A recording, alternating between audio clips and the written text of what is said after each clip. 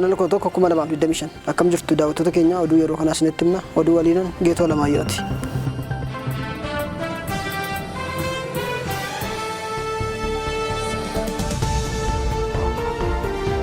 Gujii keessatti waldaan qeenxicha jedhamu albuuda baasaa ture hojjettootaaf miindaa osoo hin kennin daachuu dhaga'ame. Waldaan albuuda liitiyeem jedhamu baasaa ture tokko Gujii keessatti hojjettoota 40 ta'aniif miindaa baatii 6 dhorkatee achi buuteensaa hin baramne. Waldaan dhuunfaa itti gaafatamummaan isaa daangeffamee qeenxicha jedhamu godina Gujii aanaa Sabbaa Booruu keessatti hojjettoota qacaree albuuda liitiyeemiif taaltaaliyeem jedhaman lafa keessa qochisiisee baasaa tureera. Waldichii fi hooggantoonni miindaa hojjettoota 40 ta'an kan ji'a 6 osoo hin kaffalamin hojjettoota sanattis osoo hin dubbatin bakkicha gadhiisanii deemaniiru. Amma hojjettoonni sun waldicha himata bananii miindaanii fi beenyaan nuuf kaffalamuu qaba jechuun gaafataa jiru.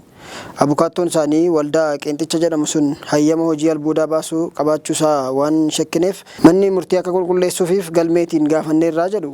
Waajjira Abbaa Alangaa Waliigala Oromiyaa waldaa qeenxicha jedhamu hayyama albuuda liitiyeemii fi taantaaliyeem jedhaman lafa keessaa baasuuf hayyama qabaachuusaa eeree garuu hayyamni kennameefii sun ulaagaalee qulqullinaa kaa'ame osoo hin guutin akkamitti akka kennameef qoratamaa jiraachuu kanaan dura beeksisee ture. Walgahii ministeerota Gamtaa Afrikaa fi bakka buutonni biyyootaa Finfinnee galaa jiru. Ministeerichi isaanirraa galii dabalataa argachuuf qophaa'eeraa jechaa jira. Walgahii hooggantoota Gamtaa Afrikaa 38ffaan qondaaltonnii fi mataan biyyoota Finfinnee galaa jiru. Haga ganamaa irratti ministeeronni haajaa alaa kan Afrikaa Kibbaa, Liibiyaa, Aljeeriyaa, Buruundii, Soomaaliyaa, Naamiibiyaa, Senegaal, Keep Verde as galaniiru. Walgahii hooggantoota Gamtaa Afrikaa 38ffaan bara kana guyyaa 2 kan turu yoo ta'u, sanbata dhufu jechuun guraandhala 15/2025 galma gamtichaa Finfinnee jiru keessatti eegala. Akkuma inni xumurameen mataan biyyoota Afrikaa kora gamtichaa waliigalaa taa'uuf jiru. Finfinneen ji'a kana keessa walgahiilee Afrikaa fi addunyaa adda addaa of keessatti keessummeessuuf jirti. Ministiriin Turizimii fi aadaa biyya kanaa immoo keessummoota dhufanii as keessa turan irraa galii argamu akka dabalu danda'utti hojjechaa jira jedheera. Keessummootni Finfinnee dhufan walgahii fixanii dafanii akka hin deebineef guyyoota turtii isaanii akka dheereffataniif dursee hojjetameera. Miidhagina magaalaa Finfinnee daran dabaluun keessummootni dhufan keessa turanii akka daawwatan taasisuun daawwattoota irraa galii dabalataa argachuuf hojjetameera. Akka ministeerri jedhutti Finfinneetiin alatti bakkoota sodaan nageenyaa fi hin jirre deemanii akka bohaaraniif bakkootni daawwannaaf ta'an aanjeffamee jira. Walgahii hooggantoota gamtichaaf keessummootni 1,000 haga 2,000 dhufanii guyyaa 2 fi 3 qofa osoo hin taane guyyoota 5 fi 6 turanii bakkoota mimmiidhagoo fi seena qabeessa akka daawwataniif qophaa'eera.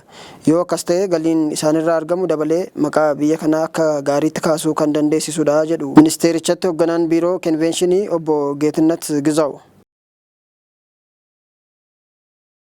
Oduu keenya ittaanuun Beenishaangul Gumuzitti ji'a kana keessatti manneen yaalaa 200 caalan cufamaniiru. Sababa kanaan namootni 440 yaala dhabanii du'aniiru jedha naannichi. Naannoo Beenishaangul Gumuz keessatti ji'a 6 darban keessa qofa manneen yaalaa 211 sababa rakkina nageenyaarraa kan ka'e hojii dhaabanii cufamaniiru. Naannichi waliigalatti kaleellaa yaalaa 426 qabu keessaa ji'oota 6 darban qofa keessa rakkina nageenyaa jiruun gara walakkaa kan ta'u hawaasichaaf tajaajila fayyaa kennuu dadhabanii dhaabaniiru jedhe biiroon fayyaa naannichaa. Naannichi waggoota 6 darbaniif rakkoo nageenyaa guddaa waan qabuuf tajaajila fayyaa uummataaf kennuu irratti qormaata guddaa tureera. Hoogganaan biiroo fayyaa daa'immanii dargaggootaa fi haadholii naannichaa kan ta'an Abdul Fattah Baarihee akka jedhanitti kellaan yaalii fayyaa 211 waan cufamaniif ji'a 6 darbee kana keessa daa'immanii fi haadholiin 140 tajaajila argachuu malan waan dadhabaniif du'aniiru.